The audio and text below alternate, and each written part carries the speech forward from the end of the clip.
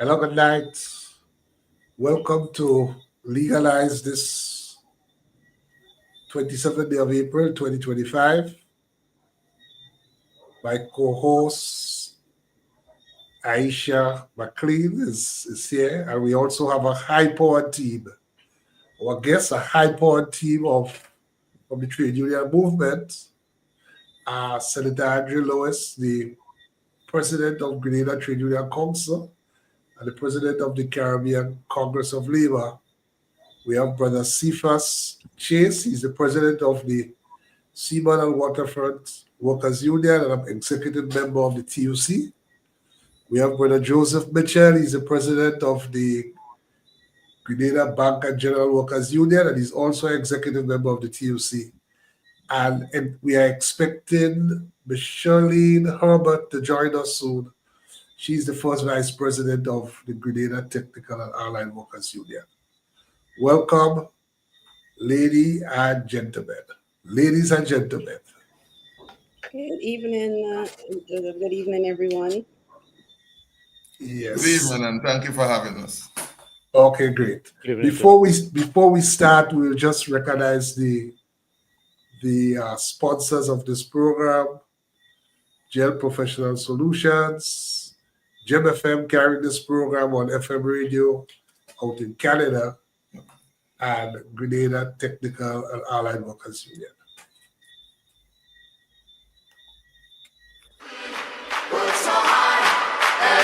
St. Mark's, the big red machine is coming, red hot and loaded with power. Experience the power of organized labor from the St. Mark's Secondary School at Waltham to the Alston George Park. The Technical and Allied Workers Union on the road this May Day from 9 a.m. sharp. Energizing the theme, defending workers' rights, rebuilding solidarity, securing justice and fairness as we march forward together. Secure your t-shirts now for only $45. Contact your shop stewards or union office today. We march, then we celebrate at the St. Mark's Secondary School with the big bad stunner sounds. Absolutely no vending allowed. Transportation provided. Loads of tasty foods. Bar under Eskimo conditions. This May Day, the big red machine rolls. Powered by the strength and energy of the Technical and Allied Workers Union. Celebrating labor this Labor Day. Tawu with and for workers always. Join us. Welcome back. So, in the spirit of the advert, maybe we start off with what is due to happen on, is it Thursday coming? 1st of May? This Thursday, yes. This Thursday, right, okay. And I don't know if we could just take some brief introductory remarks before we get into the meat of the May Day and other matters. And we could start with Brother Chase. I think you told me this is your first time on Legalize. And we are so happy to have you. Yes, it is my first time on Legalize, but I am a fan. I always listen to your program. It's always interesting. I've been in Seamen for 36 years now. I have going through the ages there, I have seen and learned quite a bit, not just in industrial relations, but how to conduct yourself, money management, among other important things. Mm-hmm. I have managed to work my way up to become the president, and I am happy that I can serve. You know, sometimes you rather to have your hands on things than have people doing it for you. So I'm quite pleased to be here, and I say a pleasant good evening to everybody out there in the diaspora and wider. Thank you. Thank you. Brother Joseph?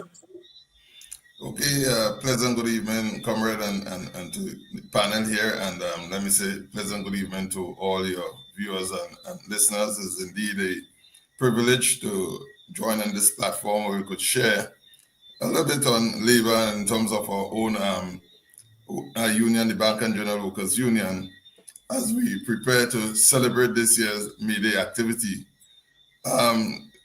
Well, I'm the fourth president of the union. I became the president in 2022, but have been on the executive since 2008. During which time, really, we have seen some tremendous progress in terms of our membership, the participation of our members in different activities labor related.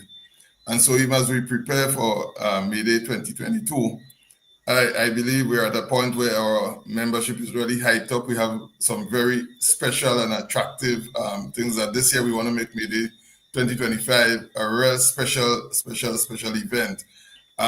One of the issues that we have struggled with over the years is participation.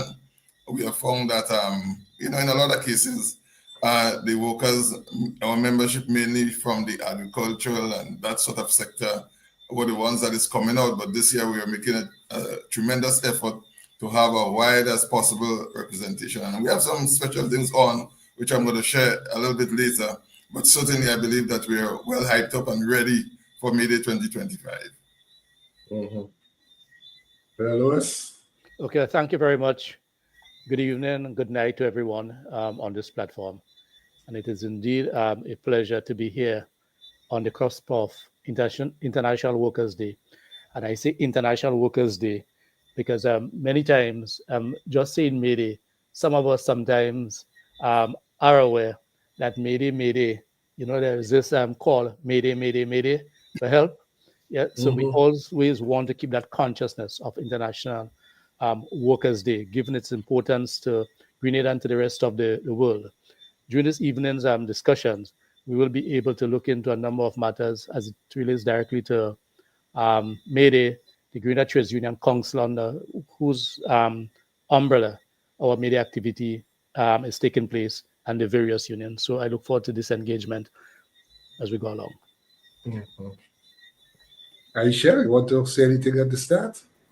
I just wanted to welcome our guests this evening. I'm very excited to have these discussions with you. Particularly, I noted a point that Brother Cephas, yes, that he made about being in cement for 36 years, and I'm excited to delve into his years of experience and what he has seen from his time in this industry.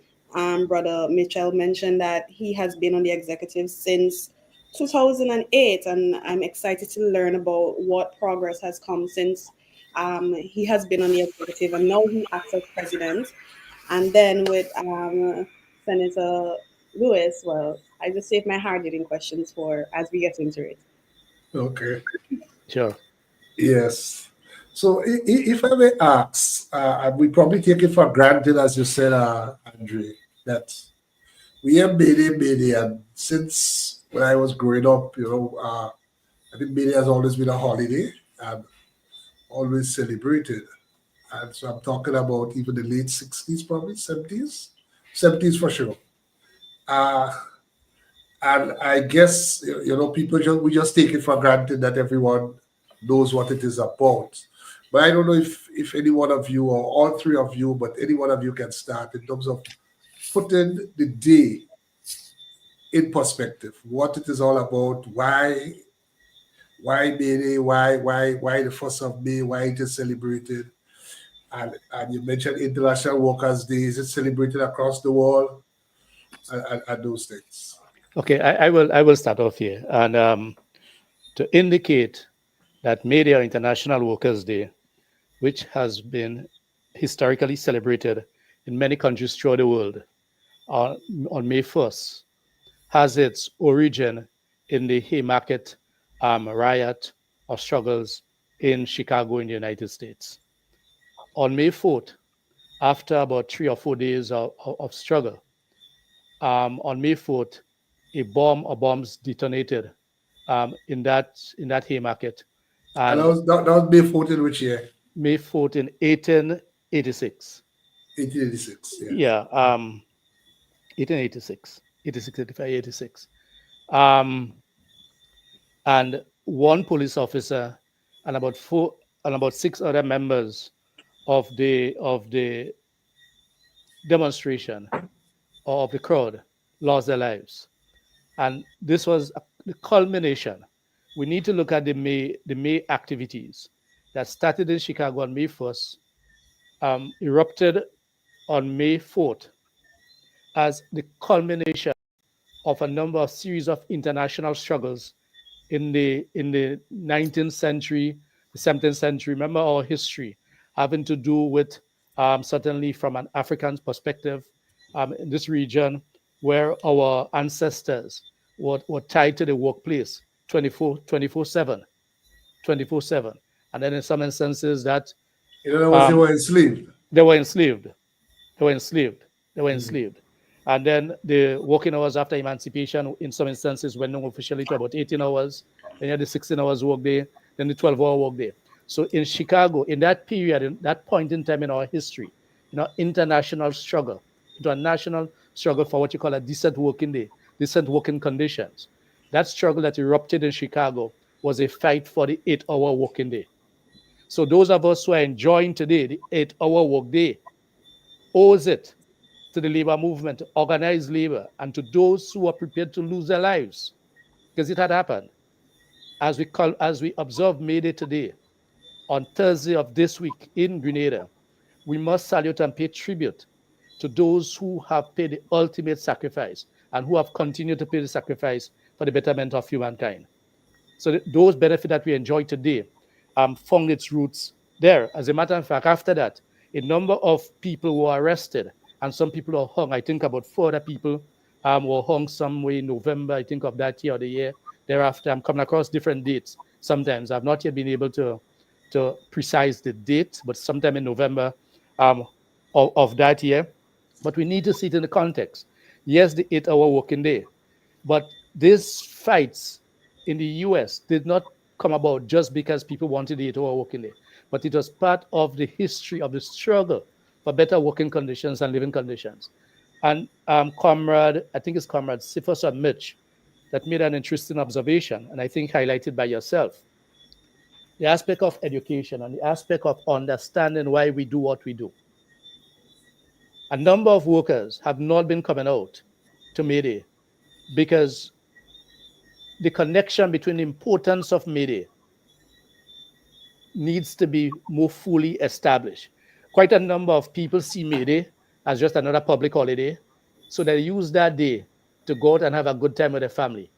But as we continue to go on the ground, and we have stepped up our presence on the ground in terms of mobilizing for May Day, we are coming across a number of young workers. Once we engage them, they are given the commitment to turn out.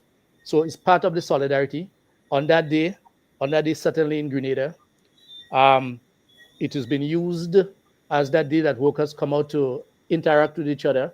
On that day, a number of burning industrial issues are highlighted on placards and May Day speeches. Right? It is that day when we give solidarity to each other and solidifying the understanding that we are all members of the working class, regardless of which part of the industry that we work. So whether you work in solid waste, whether you work as a teacher, whether or not you work as a bank worker, we are all part of the working class because we all stretch our hand for pay at the end of the fortnight or the end of the month. Our parents do not own the means of production. And therefore, on May Day, we are able to socialize. We are able to come together. We are able to see the different issues that are confronting the different workplaces. And that is one of the significant of May Day. And as we do that, we also recognize the international struggle, be it in Palestine, yes, in any part of the world, because the fight in Palestine is also a working class issue, because it is ordinary poor people, ordinary workers, ordinary citizens that have been killed every day, right? Be it in Yemen.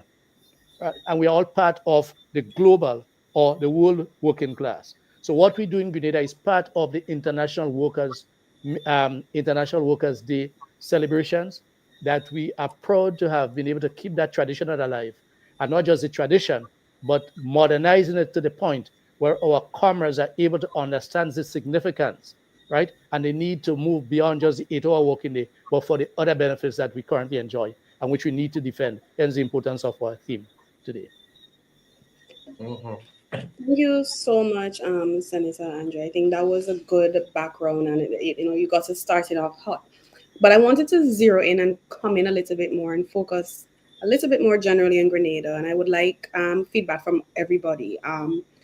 In your opinion, how has the labor movement in Grenada progressed over the last 10 years?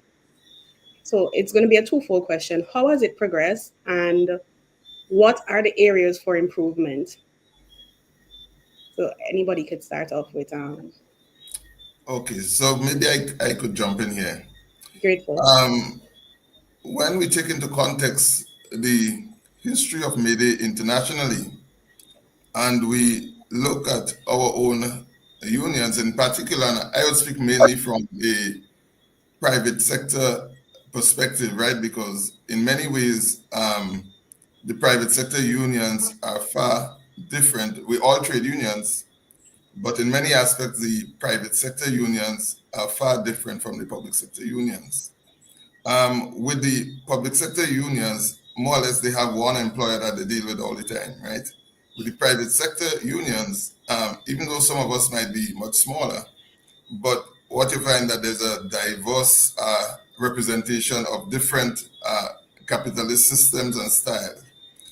And what we have found really is that the younger people really do not seem to fully understand or have an appreciation for the struggles that we have had over the years, right? And there's a lot of history that could go either way with all the unions, but from the Bank and General Workers Union standpoint, right? We actually started with mainly the couple commercial banks that were there at the time. You know, workers previously to then in 1977, right? These jobs were held primarily by the sort of upper class people. Very rare you could have found really that the ordinary daughter or son could just come from school and get a job. And so what you have found over time is that with the presence of the union, it helped really to sort of create an even platform, a playing field in terms of breaking down the class stature. And so we have gone that route. And today, really and truly, you find that almost every bank worker has superior benefits and conditions that is second to none in no other area of our local economy or in the labor movement. We have diversified significantly over the years to, other entities. We have people at the airport and we have people in agriculture and those sort of things. But what has not happened really is that the education of our young people has not been at the level where we hope it would be. And so they seem to take it for granted. And, I take Andrew point, that people see media as just, a day of holiday and a day to go and have some fun and relaxation. And it's difficult really to convince them otherwise, but they don't seem to have the appreciation of the struggles and the fights that has gone before that has caused them to be where we are now, right? Many times I hear employees say, listen, the union ain't doing anything for me. I say, okay, fine, we're not doing anything for you. But think about it, as Andrew said, the 8-hour work week, 8-hour work day, was it always there? Overtime and maternity leave and pension plans and all those things, they were not there, right? And even if you think that you're paying your union dues, but nothing much is happening, but a lot has happened to bring you where you are so that you could enjoy a decent standard of living. So there's a significant need for workers' education and engagement. One of the things that I found happen, and I begin to believe that we really need to take a serious look at it, is to get younger people more involved in the trade union movement in terms of hiring them, because a lot of us, sooner or later, some of us is going to retire, right? And we must ensure the continuation of the labor movement. So a lot has improved. I take the point of, coming from that slavery sort of period. But when you deal in the private sector, you may be surprised to know that we are not so far away from where we were in certain areas, because, you don't have the master with the slave whip, and you don't have that sort of, hard iron on your back or the sun beating down on you. But, those big companies now have implemented many systems, through the big corporation. And so that literally is designed to still keep workers at a particular level to protect their profits. And so, yes, we may have gone through one form of slavery and have overcome it, but we still got to continue to guard the future for the new model of slavery that is emerging from those major companies. And so I rest with that here for now. With the Yes, establishment, Brother Cephas? with the establishment of the umbrella body, why was that necessary? Why did the brothers at the time in 1955 saw it fit to establish such an organization? The importance of it. Its struggles jumped down through the ages, as we have seen. The TUC is the umbrella body. Its importance, why and how has it evolved, is very important for us. Now, I will zero in on my organization in terms of education, the young people. One of the things, as Mclean had said, that she had asked about 36 years I have there. And one of the things that have struck me when I look at the audience is they are all young people. Most of them are quite young. They are not, the elders have moved on. So education is one of the most important things that we will strike there going forward in dealing with them. The movement, as we cover all the different aspects and the challenges that we face in the country, we have to educate the people and let them know where we stand, what are the importance of what we're dealing with, and how we get our message to go forward. The Trade Union Council is not just an umbrella body in itself, but it also needs to where we can cover workers in all the areas. When I say that in terms of, if there is a dispute, for example, you want to amend the labor code, this is where the TUC comes in and can be quite forceful in collaborating everybody and pulling everybody together to deal with the situation. Now, with what had happened down through the ages coming down, 1955 come back, we have seen that the movement has been put at times under a tremendous amount of pressure. But we have been able to sustain and able to defend and able to keep things intact. The movement, where we are now, we need to organize ourselves, not just in terms of education, but like this program, what we are doing here now, to publicly make people aware and know, make people aware, have them know what we are dealing with, and that we are taking matters forward.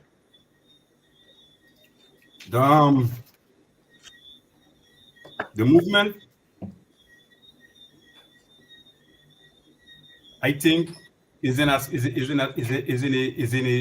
state now where we need to focus on the problems that we have at hand and to deal with them. Do not shy away from it. Stand with it and mobilize the workers and have them be ready for, in case that things get out of hand, we can deal with the situation. All right.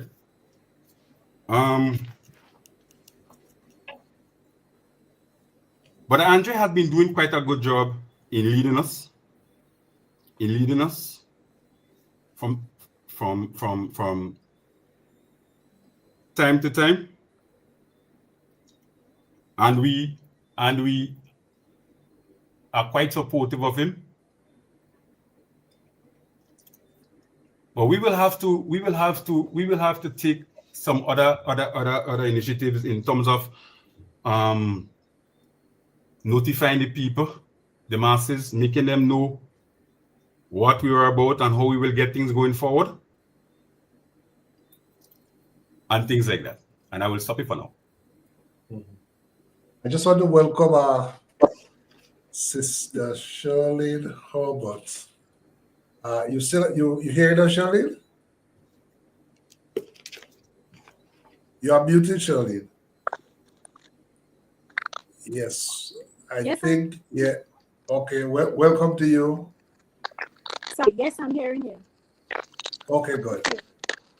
All right, so Thank you, and welcome. good evening to everyone, the other panelists, as well as the listeners. Yes. Thank you very much. Andre, want to take up from there? Yeah, well, sure. And bear with me, but I will say Sister Mclean. I mean, I'll refer to her as sister. Not too long from now, probably on this program itself, I may call you comrade, right? Because I have I mean, your youthfulness and the field that you're involved in is an area that we need in labor, and we need committed people who are guided by the aspect of social justice and not money. Yes, to keep on the fight of our founding fathers. And without putting any pressure on you, the fact that you are here, and as I said, listening to your comments, I'm indicating that I am very pleased to have heard your engagement over the past few times that you have been on this program. So in terms of the progress over the past 10 years, and you have narrowed it down to probably 2014, and what is interesting in the Grenada context, and I'm dealing with the Grenada context, in the wider Caribbean and in the world, we have seen a change in the type of work. We have seen the aspect of globalization seeming to be on the retreat, as is happening now, where internationally companies were and still are interested in exploitation of labor, so that they will go and set up in what you sweatshops in other parts of the world where salary is little or nothing at all. Right, the same issue that the U.S. is fighting with today, but Trump is trying to pull them back into the U.S., which is a contradiction in itself. But we'll get into that probably some other times. Over the past 10 years, certainly in 2014, let us recall that in Grenada in 2014, we entered into a homegrown structural adjustment program. So from 2014 to 2016,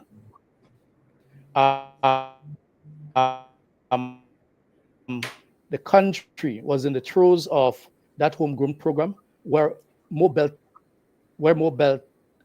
tightening were required of workers. And the labor movement played a very crucial role in helping to manage ourselves through those waters. So we are part of the social dialogue. We served on the monitoring committee. We are part of the social partners, to address national issues. So there were tremendous sacrifices required. And what is instructive, which will not be new, every time there is a national or international crisis, more and more calls are made upon workers to sacrifice. And in many instances, these struggles or these crises are not caused by workers. It is the greed of capitalism, the greed of the bourgeoisie class, right, that contributes to these sort of challenges. So we had to manage ourselves, right, nationally through this period. And then, so 2016, 2017, and then come 2019 COVID. And the struggles of the 2019 COVID is not yet over. A number of workers have been impacted. So for instance, in some unions and some workplaces, for instance, the SGU matter with workers who did not take the vaccine is not yet resolved, but it is an ongoing discussion, right? And there are promising signs, right? Recognizing that the union and the workers are not prepared just to accept what you call a handout, right? Just to see that the matter is resolved. The question of Spice Island Beach Resort, for workers who did not have employment for a length of time, and under the collective bargaining, they had the option to aim for or opt for what you call severance, right? And why am I doing this? I'm highlighting during the past 10 years, two of the leading companies in Grenada. Spice Inn is a 6 or 7 star hotel, globally and internationally recognized. but yet still you have 20-something workers, right? For under $800,000 that the company is given difficulties to resolve and pay out for. Under the case of the SGU, SGU is a global university, a global leader in education, and we see these struggles. During that period also, what we have seen is that representing workers required a level of discernment, a level of the use of the effective use of social dialogue to ensure that we are able to protect workers' jobs. Because the key thing for the movement, especially in periods of crisis, is the ability to hold on to jobs. And with that ability to hold on to jobs, or that need to hold on to jobs, many times it requires one to make certain compromises, not on principle or fundamental issues, but on certain matters that may directly impact the worker ability in terms of the standard of living. If you do not have a job, then we are not in a position to negotiate for you. So astute leadership is required to assess the financial conditions and to recognize through what one will call full disclosure on the part of the employer to present his or her, the company's financial standings, where we have our own professionals, right? Auditing firms to examine the books of the company to determine what could be afforded or what cannot be afforded. So there have been more collective bargaining agreements. We have not given up on that. Some of the challenges have been already identified by my comrades. Certainly, the question of succession planning. It is something that we consciously have to continue to be engaged in. Only last week, I attended the installing of our colleagues from the Grenada Union of Teachers in terms of their new executive. And one of the points that I made to them was that it was good to see, although not surprising, the amount of young people that are involved in the leadership coming in for the first term. And in most of our unions, in the Technical Allied Workers Union, which I sure Comrade Herbert may go into, we have the Secretary Chair for Youth Affairs. So now these conscious efforts have been taken. Then there is the Secretary Chair for Women Affairs. Women plays a fundamental role in industrial relations because it is foolhardy. And our culture has caused us over the years to make male decisions, or have male influence decisions on working conditions that are not best adequately suited for our female comrades. So these are some of the issues that we have to deal with. Education, the aspect of education. And just to plug in here, with the fact that the labor movement, and that's where a lot of volunteerism comes in. But in this period, remember, we are not isolated from what is happening in the rest of the world. We are in a world today that is extremely self-centered. We are in a world today where it is me first, me second, and me third, right? And it goes in line with the capitalist outlook. And in the 1990s, with the collapse of what one will call the Cold War, I mean, the camps, the Soviet versus the US or East versus West, the amount of assistance that we were given in the past, that's the labor movement regionally, and Grenada in particular, I'm going to focus on Grenada. We are given a number of assistance, like our countries are given assistance today. So for instance, right now, the government of the day is looking to go into solar energy, but that is being funded by external agencies. Yes? So the labor movement was sponsored by and given a number of assistance from international friendly organizations. But once the Caribbean region was no longer too important for let us say, the US and others, that attention has not been focused on Europe and has not been focused on Africa. So we have had to find creative ways and means. And that is why the importance of this program is so crucial for us. And we need to continue to have those educational programs where it is not only speaking about the struggles along the line of the 8-hour or bonus or profit sharing, but how do we get our members to explain to our members the proper use of finance, right? Estate planning, right? Those aspects, those things, the aspect of ensuring that you know what is right legally to be done in relation to your family and your workplace. So trade union representation is much more than the workplace because our workers and members are part of the wider society. So we have to continue to improve that work. So for instance, this week upcoming, there is a health and safety program at the international airport. Our union represents the workers there, and we'll be involved in that. And we want to take hats off to the management of the International Grenada Airports Authority for engaging in activities like these, where we can speak about health and safety, lifestyle, well-being, etc., etc. Thank you so much, Senator Andre. Touching on something that you said there, what you were focused on or what you plan to focus on this week in terms of health and safety. One of the things I did not hear anyone mention is mental health and well-being. I think this is something that we definitely struggle with in the Caribbean as workers, as people in general. And it is something that is not focused on a lot. We usually say, man, we could get over that. And people are literally dealing with these mental health issues and for years until it leads them to perhaps do something that they cannot reverse. What focus has the unions put on mental health and well-being? And if it is something that isn't stressed right now, what plans do you have in the future to assist with persons in their mental health and well-being and, helping them to get to better places in life with that? Okay. So thank you. It is something we are focused on, and I believe that Herbert, Comrade Herbert, will delve into that because she has played a leading role in reaching out to workers, counseling, the aspect of well-being. And that's why I said in terms of the week of activities by the airport, it will also address well-being. Right? It will also address well-being because the mental aspect.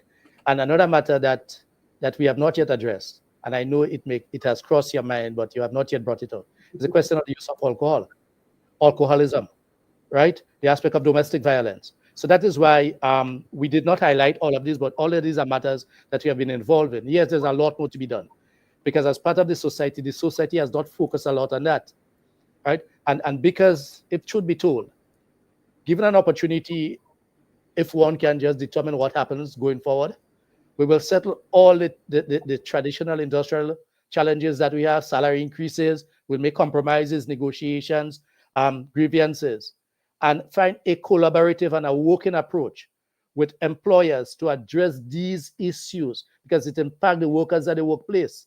And if it impacts the workers at the workplace, when they speak about productivity, right, which is a management function that you have been trained to do, these aspects are important. How does a worker feel when they come to work? Do they look forward to coming to work? As a matter of fact, as we speak right now, I was listening to an interview today in the US, in the United States, which is a very good test case. And one of the guys, I can't recall his name, but he was on CNN today. In an interview, he was addressing why they deliberately try to make life difficult for workers so they would not look forward to coming to work. And his take was that, look, man, the workplace, the government is overstaffed. So this is a ruthless approach in which they are taking. And that is why outlook is important.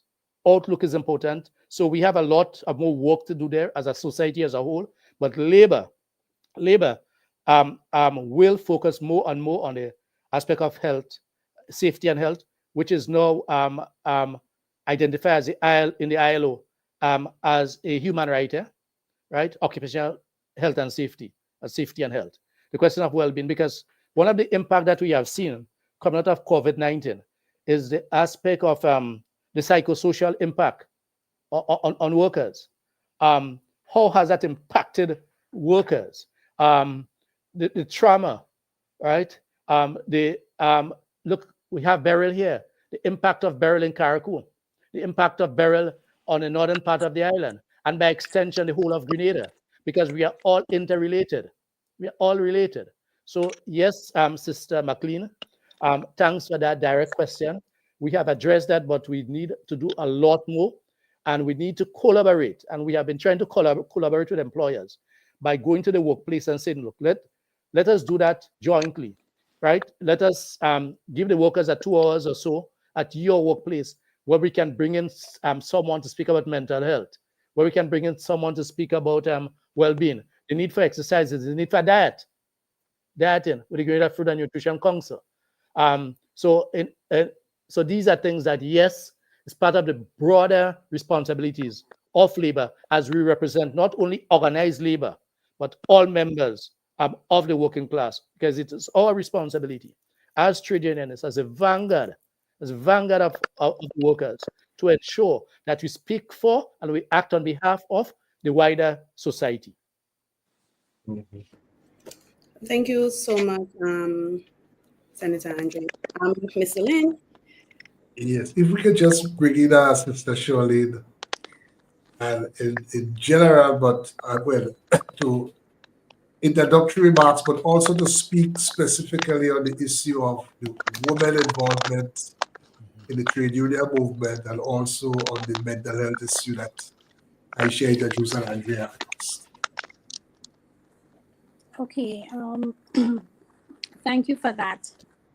Just to speak to the involvement of women, while we do have a number of women involved in because those we represent, there are women who face other issues, unlike issues that men will face in the workplace. For instance, coming out of the COVID experience, we realized a lot of the jobs that the women do were the jobs like, let's say, the housekeepers, the receptionists, a lot of the caregivers. More women than men do these roles. And you find that a lot of these roles, women are paid less than they should be paid for these roles. However, COVID gave us the experience where we realized that a lot of these roles, while they're very important roles, a lot of them on. Those roles are very important. Yeah, we have a lot of difficulty. For instance, I don't know if the women who do domestic work, if they are not there to do the domestic work, then a lot of the professionals and other people who work in these, should I say, executive roles, they're not able to do that if the domestic worker is not sure. So it's important for us in labor to recognize and give due credit where that is concerned, especially for the roles that women do.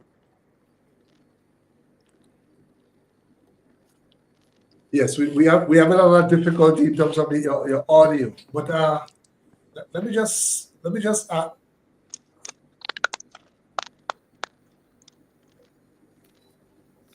yes, I just want to focus on something, brother. Yeah, I want to just. Oh, brother Cephas, you're muted. Right, sorry about that. I just wanted to add something quickly to what Brother Andrew and Herbert had just said. And in our area, we focus on the occupational health and safety. We look very seriously at anger management. So what we have done, we have created a package as part of an educational program going forward to educate the brothers in how to manage the anger. Because what we have observed is that with the young people nowadays in the country on a whole, the number of them that are going to prisons, that are engaged in violent acts, that are having problems with the law. And we at Labour are concerned about that. So we have put together some programs. We have a series of educational programs that we have coming forward. And among that, instead of that package, is anger management. You need to control yourself and how to deal with the issues and so on as you face in life. Very important to that as we think going forward as young men and women, how you are to conduct yourself. Just briefly. Important, yes. Shirlene, someone has suggested that maybe if you take off your camera, it may help, because it's saying that you have lower bandwidth.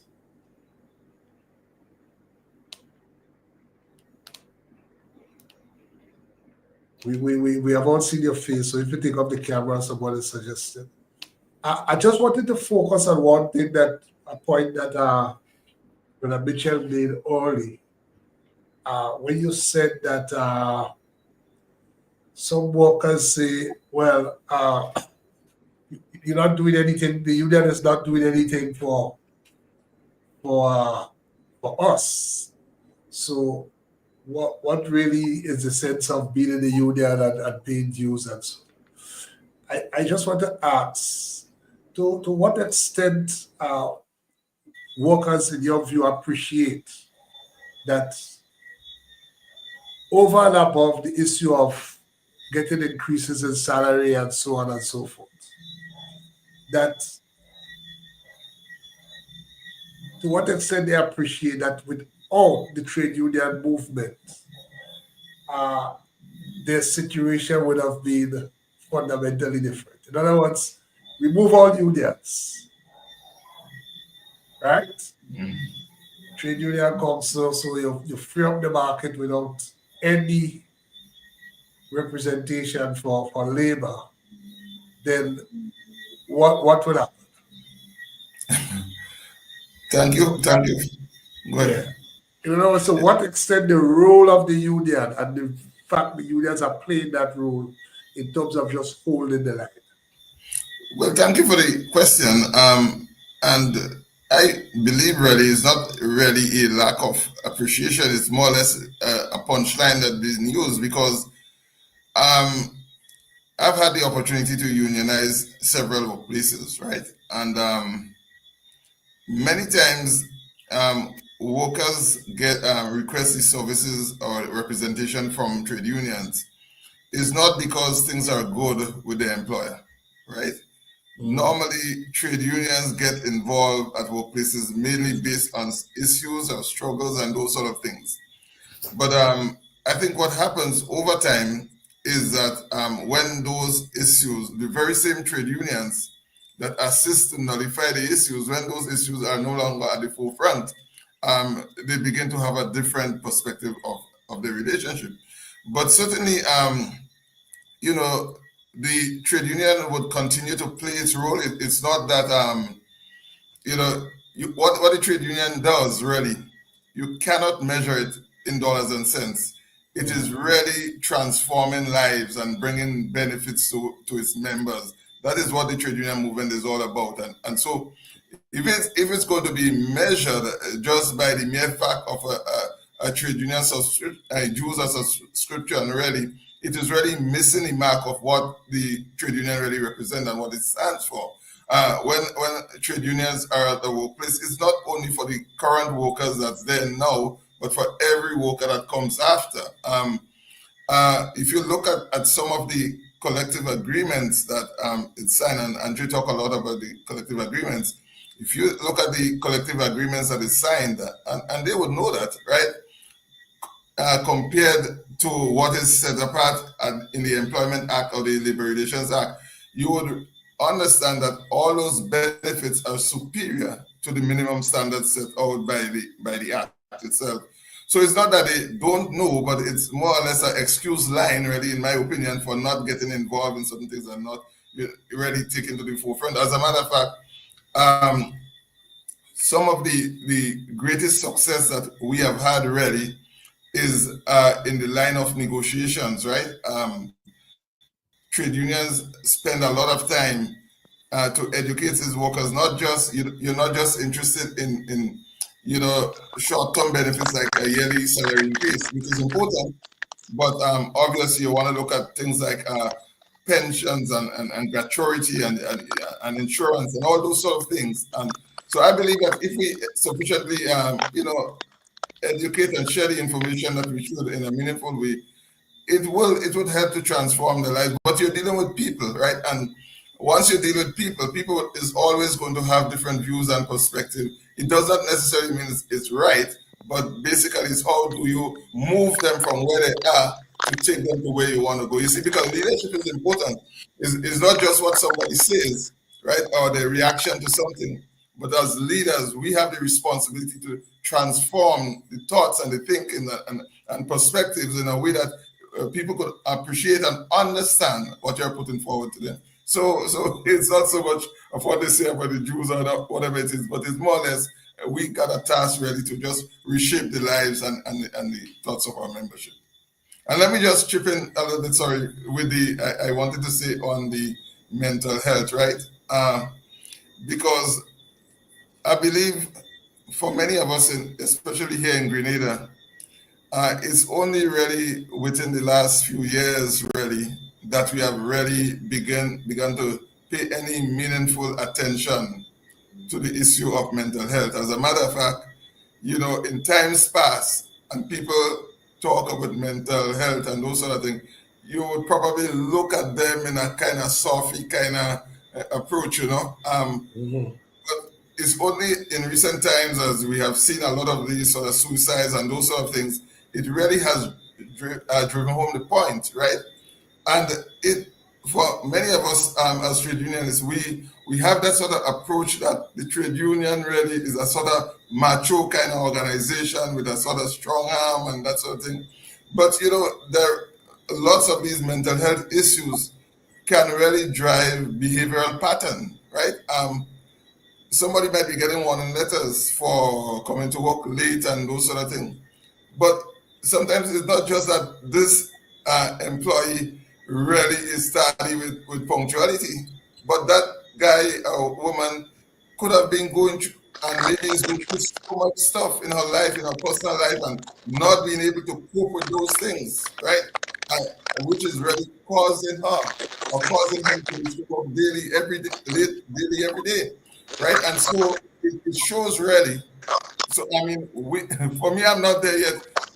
I am involved in many other aspects of life in leadership, and we pay a lot of attention to mental health in those areas.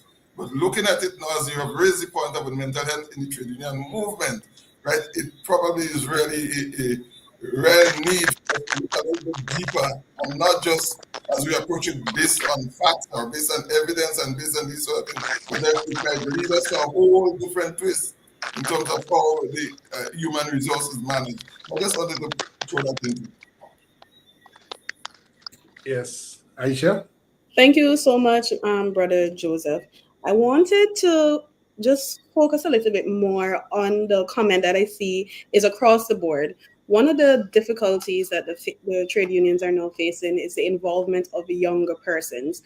I certainly believe that it comes from a standpoint of public legal not legal education, but public education in regards to the trade union and what what it has done and where it will ultimately go or where it ought to go. I wanted to just agree with Senator Andre. I think he made the point that there needs to be a lot more education about what the trade union has contributed for workers, and so that people could appreciate it more. But what really is the succession plan? How, I know somebody mentioned it, but what is the plan? How are we planning to get younger folks involved, and not only involved on the level that, okay, you're on the exec, one is on the exec, two is on the exec, but more so we're having a march on Thursday. We're having the usual march on Thursday. Are the young people coming out? Like you said, we look at it as a holiday, So what's the plan? How are we getting the young persons involved to continue the movement? Okay, let me just quickly say something on that. Now, coming out of the struggle with the shipping agents, right? We're talking about the relevance and importance of the trade union movement, labor, why it is necessary. We have managed to secure a collective agreement with the Ports Authority. Very important. If you know and you can recall what had happened with shipping agents and so on, with the dissolve and the struggle there with Seamen, we have managed to secure a collective agreement. One. Two, Mr. Ambrose Phillip, quite positive, and it is a sharp contrast to what is happening currently now with the port. But one of the things that he did was to put us in uniform. Nobody really thought that stevedots and longshoremen would have gone into uniform. That has happened.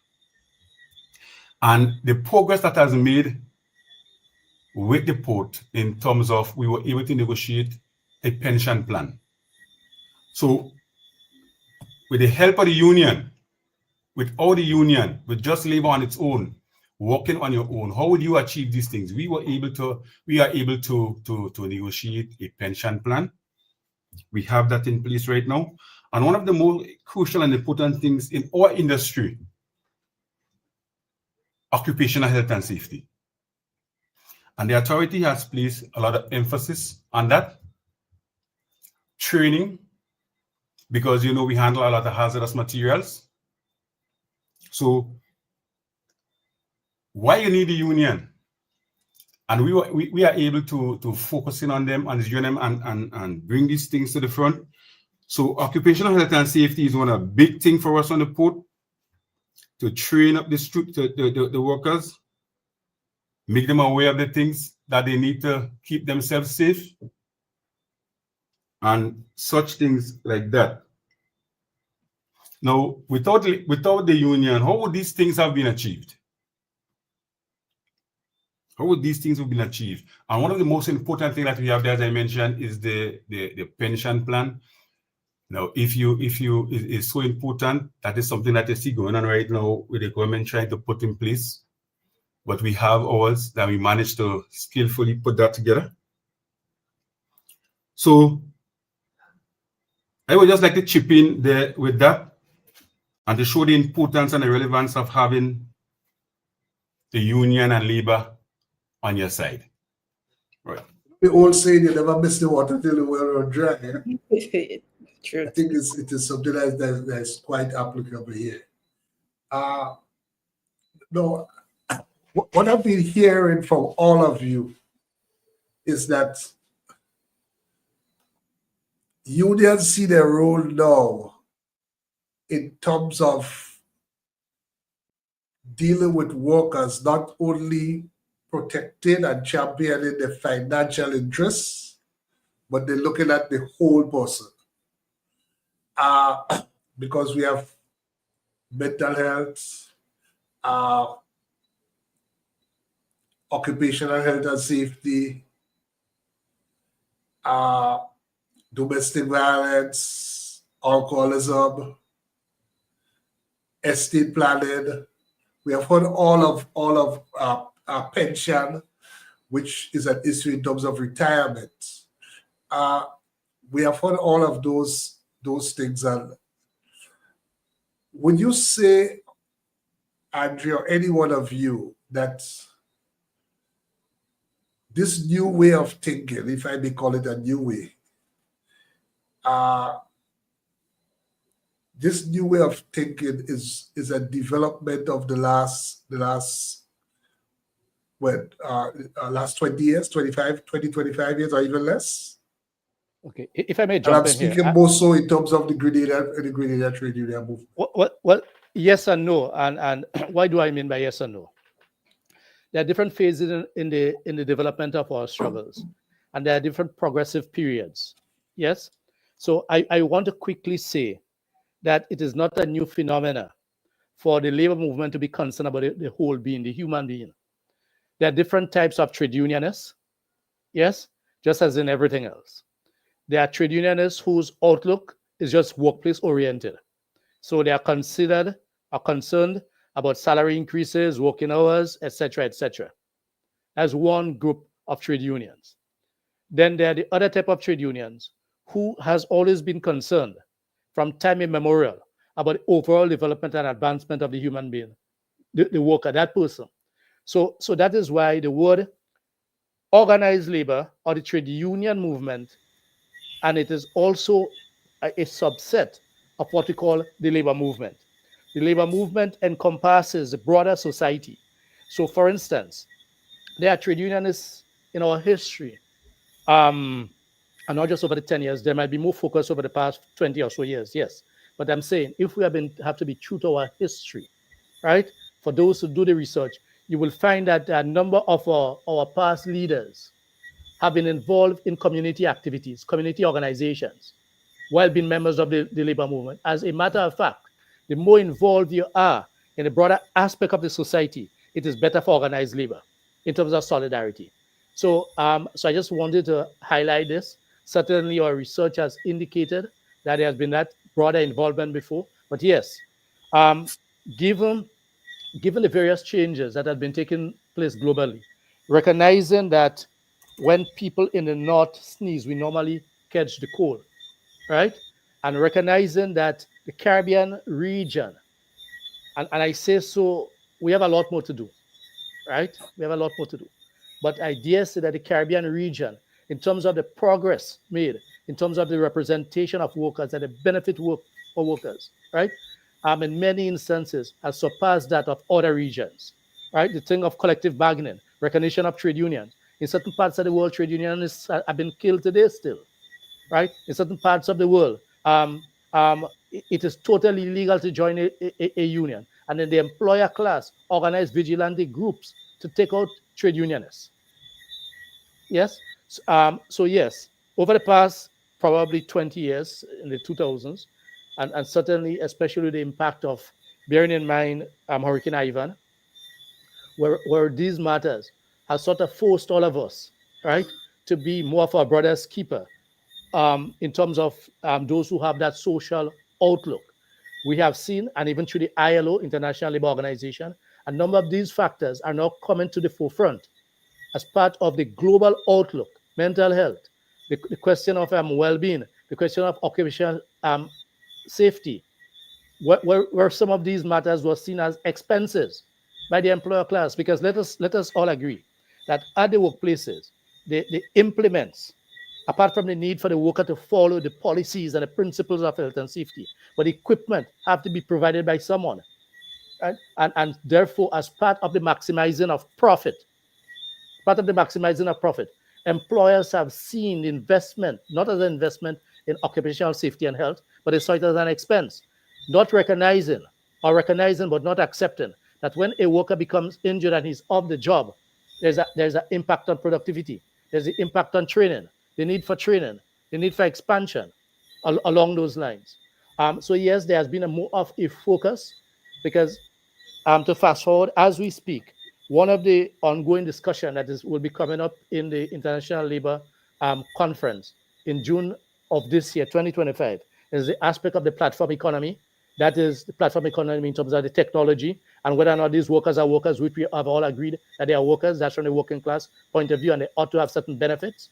The aspect of informal work to formal work, which is the exploitation of workers. So there have been more of a focus, yes, Layne, in the past 10, 15 years, or certainly in the last 10 years, spearheaded also by the International Labour Organization, which is a tripartite engagement made up of labor, employers, and government, right? And many of these things are led by organized labor. So yes, we have seen that, and there has been more focus on that aspect over the past 10 years and 5 years as society becomes more and more aware, right? As our society becomes smaller. So if there is a suicide or a hanging in the northern part of the island, the whole of Grenada knows, and they know it almost instantly. And then the region knows. So there's this consciousness. And despite the challenges that social media has brought, but there's been a number of positives that we need to use. And Sister Mclean, before I end, as you ask about the involvement of youth, one of the things that we have to continue doing is the use of social media platform, means of communication. And one of the bigger challenges in a number of our views, because it's something that we have been assessing, is how do we and how have we been communicating to the youthful members of organization and the youthful population, right? We need to make more use of those platforms, right, for engagements. Right, and just to note, Andrew, we shouldn't miss the point that many of the major political parties in the region and in fact in the world, they really have they come out of the labor movement. But outside of that, I was saying in terms of trade union practitioners, I'm not talking about trade unionists who are politicians or become politicians. They use that as a platform to go into politics. I'm talking about trade union practitioners in terms of, and I think you answered it, the seeing the broader picture. But I'm seeing that in terms of our outlook. But I want to ask the question now, to what extent has that outlook been manifested in terms of the practice? For example, workers in the country as consumers, they have major purchasing power, right? Major part of the economy consumers. Has any of the unions sought to build alliances, relationships with financial institutions, the telecommunication, the credit unions, and so, as a way of leveraging that resource that they have because of their involvement in the labor movement to further benefit workers? If I may jump in here, and I know Hobby and others will come. Yes, a number of unions have for the membership, and that is one of the added advantage of becoming a member of a union. And I'm not speaking of the bargaining unit, because the bargaining unit means that group of workers that are represented by the union through the legal certification. But being a member of the union, most unions, all of the unions, I would think, have the process of where you make an application to be a member of the union. And once you've been a member of the union, there are a number of business places that you will get discounts from, like being a member of that particular union. Be it in health, be it in the supermarkets, be it in hardware stores. Right? As a matter of fact, one of the things that we have been fighting to do, and I put my hand up, we are not good business people. I guess we are focused so much on the fundamental issue of the struggles that we are confronting everyday workers. We have been trying to form cooperatives or even our own outlets in terms of supermarket for workers as a means of even helping to manage price and benefit for workers. Right? We have been discussing that, the question of the provision of health insurance or insurance on a whole. All of these benefits, pensions and everything. It is the unions to a large extent that have negotiated those benefits. It is a union, it is the workers' monies that have been deducted by the employer and forwarded to these brokers who gets commission for these benefits for workers. So be it in house insurance, vehicle insurance, health insurance, we need to. So the worker, and that is one of the aspects that the worker is probably not seen from us. Because when we negotiate those benefits, and from thenceforth, the worker is going into the employer office or the health insurance office to get their benefit. They are not seeing the hand of the union. Right? So although we have negotiated those benefits, so we are interested in and have to more consciously take a decision of investing in our members, getting them to study the different field of econs, right, law, right, etc., where they can come back and serve us, and get paid from these undertakings, right? So just as the credit union came out of the labor movement, but a number of the credit unions in the region and in Grenada in particular, the credit unions have moved away from their mandate of being there to assist the ordinary working people, and they have become similar to our banks, etc. It's almost impossible to do business. So yes, we have to continue those discussions and take more of a conscious decision in getting our people to be trained, identifying scholarships, right, with fraternal organizations, right, and countries, and getting the buy-in of where colleagues commit themselves to come back to give us a 5-10 years, right, to organize a business, right, to open a supermarket, the workers' supermarket or the workers' bank, where the motivation is not the maximization of profit, but the motivation is the service. Obviously, you have to operate prudentially. We must understand and appreciate all of the principles of successful business must be applied and used by us.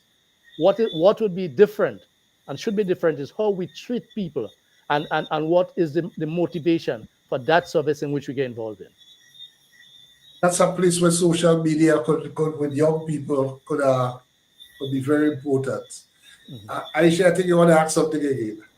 Yeah, certainly. I wondered whether Shirlene, whether her audio is working, because she was making some important points about the role women play in in the labor field, but I don't know. Mr. Shirlene, can you speak so we can see if your audio is better?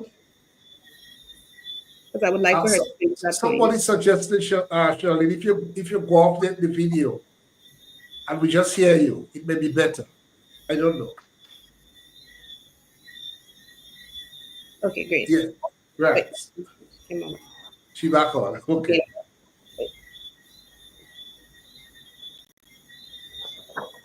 Yes, so speak now. She has to unmute. You have to unmute Aisha. Yes, good. Yes. Can you unmute me? Okay. You're muted still.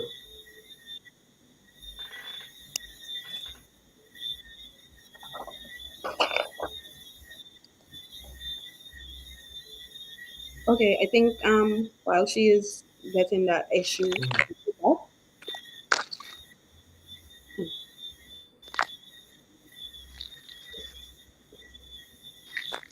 I think while she's getting that issue sorted out, I just wanted to ask a general question. So I recognize that in around December 2024, the Minister of Labour, the Honourable Claudette Joseph, she mentioned that the government will now be looking at the Labour Code and they're seeking to amend same. What I wondered from the trade union perspective with regards to the amendments or the proposed amendments, have there been any consultation with the unions, and what is the focus of the unions should these engagements begin? So, okay, I will jump in here. The amendments to the labor code goes back to 2016 and 2014. As a matter of fact, during the homegrown structural adjustment program, one of the boxes that the then administration had to tick under the instructions of the IMF was amendments to the labor code. And they brought in, we had a consultant from out of Canada who looked at the amendments. And in 2016, it was expected to have been passed. And there's a tripartite, let me just say, that in keeping with the Employment Act, there is a labor advisory board that is responsible. So it's a tripartite arrangement made up of government, employers, and the trade union. And Shirley, I think you are on two devices now. Yeah, yes. Go ahead, Andrew. So in 2016, when the amendment were rushed to Parliament, because they had to meet a deadline for the IMF, it was recognized that there were some things in it that ought not to be there, and all parties agreed that that ought not to have gone to Parliament. And since then, so the Labour Advisory Board has been engaged, in the discussion on amendments to the Labour Code. There are some issues that we have not yet been able to come to agreement on, but it's a work in progress, right? But that is one of the advantages that Grenada has. Grenada has a functioning Labour Advisory Board through which these amendments are being discussed. So that's our answer. This question is ongoing. So a number of matters you have not been hearing, I would not necessarily hear in the media or in the public. It is because we have been following what we call, in terms of the new buzzword these days, social dialogue. And until and if something gets out of hand, we have been able to hold those discussions on the table. The TUC had an engagement. We had a cause to write to the Minister for Labour after certain pronouncements were made in terms of the amendments and when it will take effect from, recognizing that we were not yet at a stage, that's the Labour Advisory Board, to satisfy those discussions. So we wrote the Minister for Labour. We held a discussion, it was about 3 weeks ago, Mitch. It was roughly about 3 weeks ago, give or take 3 weeks ago. And there's expected to be some ongoing discussions. Okay, let's just take a little, recognize the sponsors, and then when we come back, I just want us to look at some comments from the chat. recognize GEL Professional Solutions. GEM FM carried this program out on FM radio out in Canada, and also Grenada Technical and Allied Workers Union as the sponsors of this program. St. Mark's, the big red machine is coming, red hot and loaded with power. Experience the power of organized labor from the St. Mark's Secondary School at Waltham to the Alston George Park. The Technical and Allied Workers Union on the road this May Day from 9 a.m. sharp. Energizing the theme, defending workers' rights, rebuilding solidarity, securing justice and fairness as we march forward together. Secure your t-shirts now for only $45. Contact your shop stewards or union office today.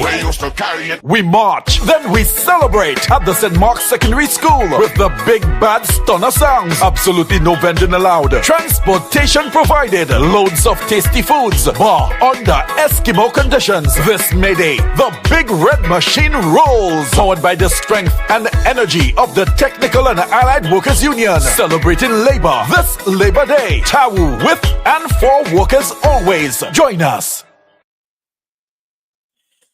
Okay. Welcome back, and let's just take some. Empress Philip says it is so important to know the origins of things, and the significance is not lost. And that was in relation to the information about the origin of May Day. Cyrus Griffith asks, what is your view that May Day should be celebrated on the first working Monday in May instead of the first day of May?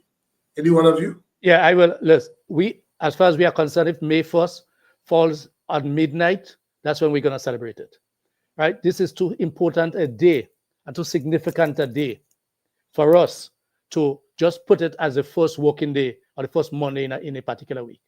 For us, May 1st stands for what it is, and we'll celebrate it on whatever day May 1st falls. Okay, same as with emancipation, same approach as absolutely, emancipation absolutely. day. Okay, good. Absolutely. Gavon Mark says slavery never ended. They just put on some nice clothes, nice shoes, and they had hats. Cyrus Griffiths says education is important. Dominica formed an umbrella body only a few weeks ago. I guess they have now formed the equivalent of the TUC. That's what he's saying. Yes, and Grenada TUC that we are very proud of is one of the few countries in the region that has a functioning and uni umbrella body. A number of other countries have 2 and 3 different bodies, and despite our differences, and we have real differences in terms of, when I say constructive differences, right? Because that's what makes us strong, right? We argue, we debate, we have different views, but at the end of the day, we come out with a collective and a solidarity position, and the TUC is that umbrella body.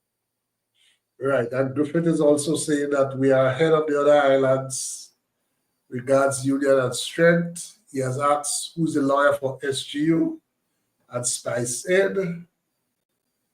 And he has also, well, that was the last question. I just want to ask this, with regard to the minimum wage, what has been the impact of that? How has it been received, and what has been the impact of it? Any comment want to go? Yeah, well, let me go. Well, it's one of the things really that I really commend this current administration for, because as we understand it, is way back I think 2011 the last amendment was made. From my encounter with it, it has been a significant positive impact on our membership. In particular, I would say the agriculture sector, because those workers really were at the really bottom of the table in terms of the income. Also, we have quite a few of the elderly homes, right? And the amendment to the minimum wage, really, the salaries basically almost increased by about 80 or 90%, right? And so that has had a very positive impact on those workers' lives. But probably there needs to be a lot of thought put into it in terms of how they do it in the future, because we are happy that it's done, but some of it, the negative impact, actually, it is threatening at times the survival of, like, for example, the homes, right? And so what had to happen also with the movement of the minimum wage is that they also should have looked at increasing the subventions to the home at the same time, because they are more or less dependent on government subvention, because the residents really, their fees can't really sustain the home. So it calls for a little thinking about it, but certainly I really want to commend that effort. Many of our workers have been positively impacted. And also some advocacy even from the unions and other stakeholders with regard to the point you make about the homes, because the homes are really for past workers, people who gave, in many instances, gave all their adult years working. Now they are the period when they need the care and so on. We ought to see it as part of the, well, at least that's why I see it, of the responsibility of the society. And let me just come in here. It's a good point you're making, because sometimes when people think about the trade union and they look at us only as being workers oriented and that sort of thing, but one of the things that we have done actually with that is that we have actually gone out and advocate for the actual survival of some of these homes, right? So we didn't just say, okay, yes, we're happy with the workers increase and we left it at that, but we also understood that because the makeup of the homes, and those elderly persons and their contribution, we also had a social responsibility to ensure that those homes survive. And so we have been very much involved in that discussion. Good. And I noticed that recently the Minister of Labor said that they have or they are going to put in place regulations to make it clear that the minimum wage does not include, in terms of workers in the service industry, does not include tips and so, which belong to the workers. That is true. Yeah. Good. That is correct. Let me Because just again, what has been happening? Sorry, go ahead, Andre. No. Go ahead, Mitch. Yeah, what has been happening, especially like in some of the hotels and so, that the employers actually was attaching the tips to the workers' salary and making it look as if, well, they are paying all this money, but as you know, service charge, and so these are percentage that the guests of the hotels pays for the workers. But sometimes they take it and do all sorts of things just to evade paying reasonable salaries to the workers. And so I think that was a very good point that you made. Mm-hmm. Yeah, well, we have had to raise that because one of the contributors made a point, and Mitch, yourself, you started off by saying that in some workplaces we have not moved far from the semblance of the slavery, right? In terms of the material outlook and the relationship between employers and employee, and the outlook of how the employer sees a human being, right? Look, in the leading hotels, a number of these hotels had to increase their pay because they're paying minimum wage. And minimum wage ought not to be paid by certain institutions. Yes, SGU have been paying minimum wage. And we have been discussing this matter now. And there's a matter that the union has been taking up with them. Right? You cannot have, and you ought not to have. I mean, this is for if a family, you have a family shop in the village, also, these are the minimum standards. But the leading hotels that they make millions and millions of dollars, right, that are bloated and gloated all over the world, right, have been paying the minimum wage and have been robbing the workers. And there's no other way to speak about it, of their service charge and their tips. And in many instances, they are not declaring how it has been shared. And they want to share in it and take it and use it accordingly, right? So that is important. And just to say in passing, in relation, not passing, but in terms of the homes, the homes are so important that even recently on a visit to Carriacou, meeting with the workers in Top Hill Home, that some of the workers have been finding that the unions are soft when it comes on representing the homes. You're not taking industrial action. But we have explained to the workers that, look, is a ticklish issue. We have to engage government, and therefore one of the unions, the Technical Allied Workers Union, met with the Minister of Social Development a few months ago to address issues concerning all of the homes, much along the line of increasing subvention and better living and working conditions for the workers. Because these things are extremely important. Because anybody can end up there. I have seen managers who were top of the line in their heydays, right, ended up in the homes when some of the family members have abandoned them. And it's not just a question of subvention, because a number of the residents in the homes, right, the property has been used by the surviving relatives, right, been taken by the surviving relatives, and they are not being looked after in the homes, and they are not being paying. And the homes, because we are human beings and we have that social outlook and that social consciousness, probably North America, it may have been different. A number of people may have been out on the streets, thrown out of the homes because they have not been paying.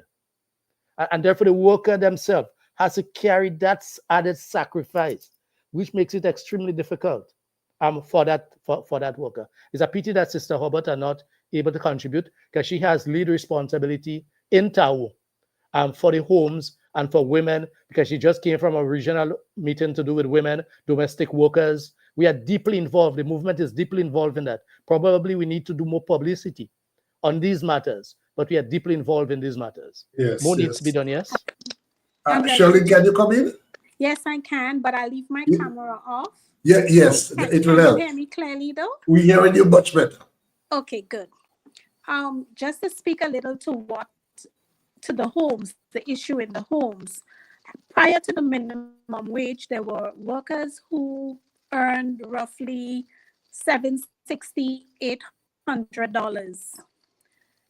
When you speak to the caregivers, sometimes you would hear them say they're not sure what to do first when they get money, whether to pay the rent, whether to pay a bill, whether to buy food. So it's been really difficult. So the increase in terms of the minimum wage, that livable wage, has been welcomed by us as a union and the workers. They are able to do a little, and we're hoping over time that too can increase. Something we've been pushing for a long time when we met with management of the homes to discuss the issues. No, there's something I want to say. And when we speak to these caregivers in all the homes where we represent, where we have members, they are passionate about the work they do. And that is the reason a lot of them held on to those jobs. They like to take care of old people or elderly people. They like to take care of children, because had it just been for the money, they would have left these jobs a long time ago. But I mean, it's good that we have these engagements when we do have like workplace meetings where we're able to engage and see how we can buffer, how we as a union can help them in terms of trying to make ends meet. When we engage, we also say to them, while we may not get everything they want, let's say in a collective agreement, over time, we try to improve. So, because it's very important to get a collective agreement in place, or else there's nothing really in terms of terms and conditions of work, nothing to go by. So, the minimum wage has been welcomed by these people. What we tried to do, though, following that, where we started negotiations and where we were stalled, because in some homes, you see, they offer like a 1%, and 1% on a $800 salary is how much dollars? I mean, you can't pay a bus. So what we try to do, like I said, is engage, see how we can meet them halfway. Tau Credit Union also plays a role in terms of getting them to join the credit union, because some of these people, obviously, they could not qualify for a loan in a bank. And a loan, I'm speaking, sometimes the loan is $700, the loan is $1,000.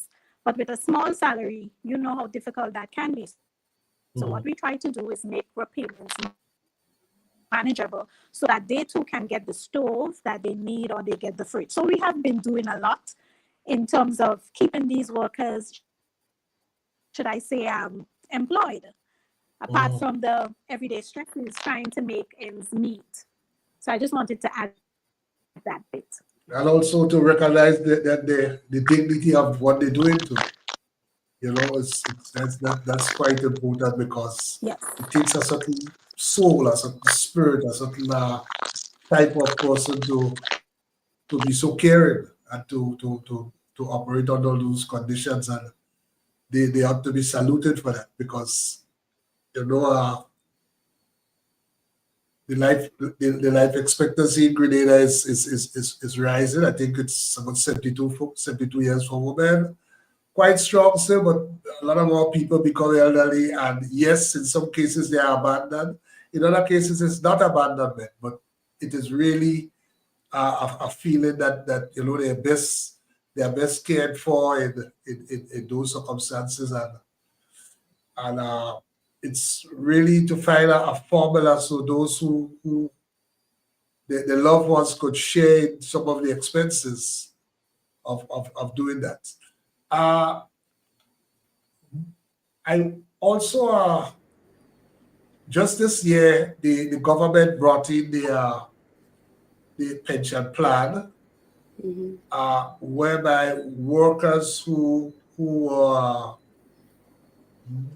not entitled to a government pension are also entitled. I know there has been mixed comments on that, but generally speaking, what's the union's outlook on that? In particular, well, I think that's more relevant to TAO and maybe also the TUC. I don't know. Well, yes.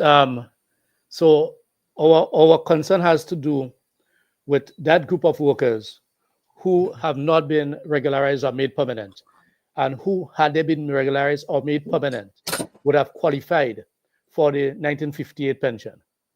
And that is why our request and deep concern for the government was that, look, let us address those matters, because as we speak, so for instance, it is absolutely and abundantly clear that nurses, there's no way anyone can say nurses, and I just pulling out nurses as a subset of the workforce, would not be what you call part of the regular workforce.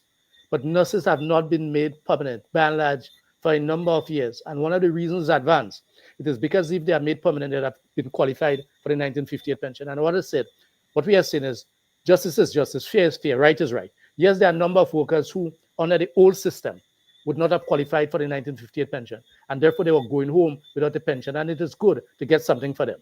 Although in some instances where different unions operate, the Technical Allied Workers Union have had pass office benefits to cover some of these workers, right?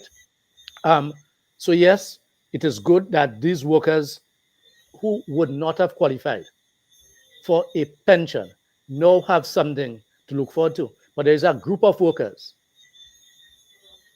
What was advocated is that the approach was taken to prevent people from continuing to retire into poverty. That is the mantra that has been.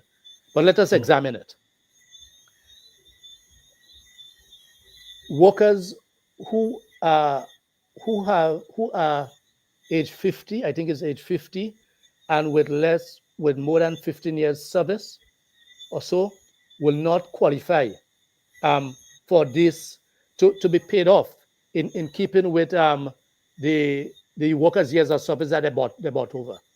So the workers who will not qualify for the 1958 pension, let us deal with this subgroup of workers. The state have said, and correctly so, that look, we are going to pay you for years of service. So we have put aside X amount of millions of dollars, whether it's 1, 2, or 3, to pay off for your years of service. So we have put it on your account, so you will not lose your years of service. But the bulk of workers, out of this probably 4,000, 5,000 workers, that I think it is once you are age 50 and you have made over 15 years of service or so, you will be going home without getting any of the new benefits that we speak about. And therefore, if the mantra is to prevent people from continuing to retire into poverty, we have made that call for a relook of that approach. Because these are the workers that you want to help. You want to help all workers, but the workers who are under 50 have probably 15 more years of service to go. Yes, the workers who are 50 and who have given over 15 years of service might be going, some may have gone home this year, some will go home next year, some will go home the year after. All right. And therefore, in terms of what is more immediately required, is to ensure that these workers, as we address the pension issue, right, are taken care of. I mean, some may argue that they're entitled to 1958. That's not a discussion that I'm having here. I'm saying that at a minimum, they should be entitled to be treated, right, along the same line of not wanting to see those who have given years of service to the state, those who have not received benefits in the past, and there are certain benefits they will never be able to recover, right, should be given consideration to receive something more than the $500 maximum that they may get. And that $500 has moved from, I think, either 3 to 500 during the last round of public sector negotiations about 2-3 years ago. It used to be, I think, $300, right? So cooks and others, and our cooks and our orderlies and our janitorial people in the hospitals and etc., right, who have given years and years of service, right? Now that we have said that we are reforming the pension, I said there are different takes on it, but at a minimum, and hear me, at a minimum, those who would not have traditionally qualified for the 1958. So let's say that is clear cut, right? They should not be excluded on the basis of their age, 50 and older, and the years of service, because these are the people I thought we wanted to help. Yeah, well, I think the government's position is that you need a cutoff, A, and B, that financially that burden may be too heavy in terms of financially.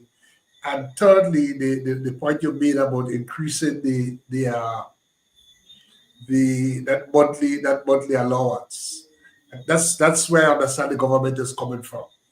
But has the unions considered actually doing a study, looking at the figures, looking at the numbers of people involved, looking at the amount of money that will be involved, and then really seeking to engage with the government to find a way of improving what was already offered? Because I take it, I don't know, but I take it that you will agree that what has been put in place now, it is a significant improvement to the past situation where you had so-called non-established workers basically not being entitled to a pension at all. Yeah. So I don't know if that consideration has been given to that. So you sit with the government, you say these are the figures, this is this. What's about this option? What's about that option? As a way of resolving that. Currently, let me just stick in a couple points here, because I think it's a very topical subject that you're on, right? And not too long ago, I think about a week or so ago, as I went around the country areas, I had the opportunity to engage some workers on this topic. Now, our union really have a very small percentage of those workers. I believe we have under 100 or so, right? And all of our workers really they're all unestablished, right? And a lot of them had been involved in the agriculture sector. Whereas the trade unions were deeply engaged in the earlies in terms of, the reorganizing of the pension. And of course, I have been involved in a lot of discussions on that subject, but we were not lead in terms of the discussion. Government obviously had their own intent of how they would do it. And when they went ahead and met with the workers, I think in the trade union, the trade center, wherever they met with them. For some of us, we were not too sure of exactly what was being discussed, right? So to me, many of us, although the early conversation was there, but the final package that was sold to the workers, I can say for a fact that I am aware of it. Maybe some of my colleagues are, but I am not aware of it.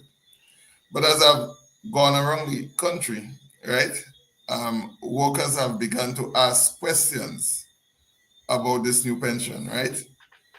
And a lot of it, personally, I cannot answer much because it has so much similarity with the private sector pension that many of us, our contract have, right?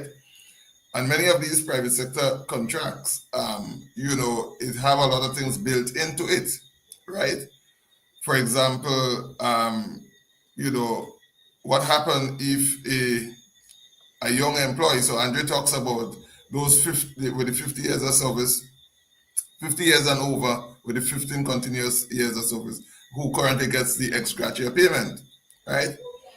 But in the private sector, let us say a younger worker who chooses not to continue all his or her employment with his employer, there is provision for that worker when he or she chooses to leave, right? And there are many ways that you can tweak those pension plans. I'm not sure, and maybe one of the colleagues could share if they have the information. If a worker has maybe worked all their life up to age 30 or 40 with the government, but for some reason they decide to discontinue the service and moves on, how that plays off. In the private sector unions, private sector, when we have those pension plan, you have the whole issue of annual interest and all those things being added on to the to the plan, so it's not just the employer and the employee contribution, but there's significant interest and all those sort of things, which all helps to the pool that the employee is able to take home. And there's so much that is not being said publicly.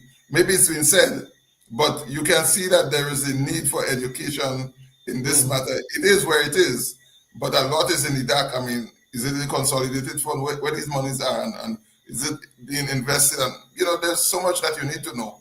I don't know if Comrade Andrew had the privilege, because since then I'm not sure that we have had the opportunity as the TUC to come back and talk about it since the government has implemented. But there's a lot of questions being asked. I mean, some workers are saying to me, listen, I don't have anything in my hand to know whether or not what is going on with me as being part of the pension. I say, okay, fine, well, but I know in the private sector pensions, they would get annual statements and all so. So it's a lot of things that we need to know, which for me, I don't know, right? And so even where we are now, it calls for the greater need to have, even if they have jumped past the union, but they still need to come back and talk, I think. Yeah. Andrew? Well, no, Mitch, we have to continue having discussions because I've raised the broad outlines. Yes, although this is that we have had TUC discussions on that, but each individual union has had its own collective agreements and have had different relationship. The point that Layne raised, which is important, we have started to do that, put together the figures, trying to get a number. And it's sometimes difficult to get a number of the people who are impacted, right? Mm-hmm. Who are impacted in terms of the age groups that we are speaking about, the salary and what does that mean. I mean, we have a rough idea because these are matters that we have started, as the Prime Minister said in one of his discussions in Parliament a few months ago, that he indicated that the past administration, that's the law, also that they were looking to bring in. So some of these discussions had started before, and Labour had its clear view on that. And those are the matters that had led to all the pension battles that we had with industrial unrest in the country for about 3-4 years. So, Mitch, we have to continue that, gathering the information, right? Because as you said, for some unions, individual unions, the aspect of the 1958, because they are unestablished, would not come into play. There are different views on that. There are those unions, the larger public sector unions, that knows that there are some positions within the service that prior to January 1st, 2024, when a new plan comes into play, have ought to have been covered before, and they are not, right? So what we will continue to do, one of the strength of the TUC is that whereas we have individual concerns on certain matters, we meet together to iron them out, right? And engage the employer, right? As we look after each individual interest under the context of the overall, right? So that we know that the agricultural workers, right? Certainly, as you have indicated, there is no doubt as to whether or not they fall under the what you call the established position, because under the traditional established position is no. And that is why we have been saying from day one, at least as a starting point, let us identify the positions that will fall under the traditional established positions and treat them accordingly. And therefore, the cut or the break would have been easier. And Layne, I know that there is a need to have started, right? But as you have indicated, well, your question, and to answer your question is that, yes, we see the need for us to get those detailed information and have continuous engagement as we seek to get a top up for these workers that continue to go home. To improve what else is in there. Yeah, sure. But to answer your question, Brother Mitchell, my understanding is that the fund becomes vested after 3 to 5 years. I know there's, again, some concern about that. But then you can basically go with your fund at any time. So if as it is now, or under the old system, you had to reach a certain age or give a certain amount of years of service before you could get your pension. Under this new system, my understanding is that you can, even after 10 years, 15 years, 8 years, you can decide to take your pension and go with it. Okay. So in that sense, is an improvement. I just want to take two things from the chat again before we come back. Aisha, I'm going to come back to you. I realize you have something you want to say.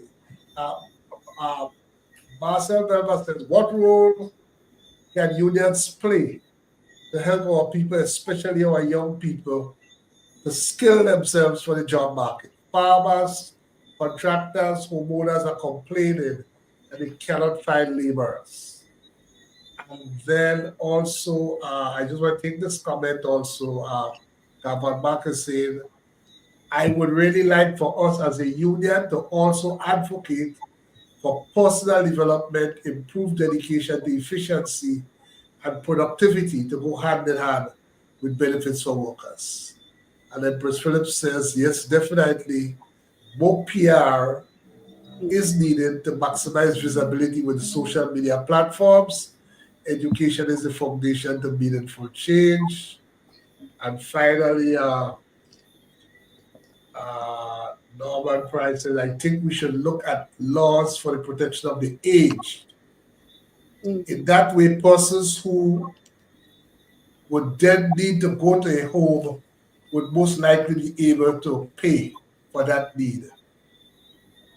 And finally, Brian Grimes asks a question, do you think that PNM government in Trinidad has placed themselves in a disadvantageous position in tomorrow's election by a strained relationship with the Labour?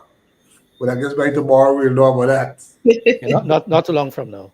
Not too long from now. So Aisha, you can come in. Okay, I think there was a question directed to the panel from the chat. So I think I would give them the opportunity to answer that particular question. I think the one about the upskilling of workers? Yes. Yeah. Well, yeah, no. This is an age-old issue that our education system, you see, we have to understand the role and function of labor, the organized labor. So we can advocate. But until we reach that stage, if we reach that stage where we have less to focus on fighting to defend the gains that we have made. Let me read something for you here. Let me read the following from CNN, right? Let me read the following from CNN. From who? CNN. Cable News Network in the United States. Okay, CNN, yeah. Because remember, although we're discussing Grenada, but we are discussing the global and international labor. Yes, indeed. Right? Taking into account that as a consumer society, we have a number of foreign investors that are coming into the country and will look to follow or implant the North American culture, labor culture on Grenada as they seek to exploit us. It says here, a federal judge on Friday blocked the Trump administration from terminating the collective bargaining rights for a sizable share of the federal workforce. The preliminary injunction issued by the U.S. District Court Judge Paul Friedman in the District of Columbia also found that a key section of President Donald Trump's executive order allowing more than a dozen federal agencies to end collective bargaining with unions to be unlawful. Why did I raise that before I answer the question? We have to continue to defend the rights and the gains that we have made.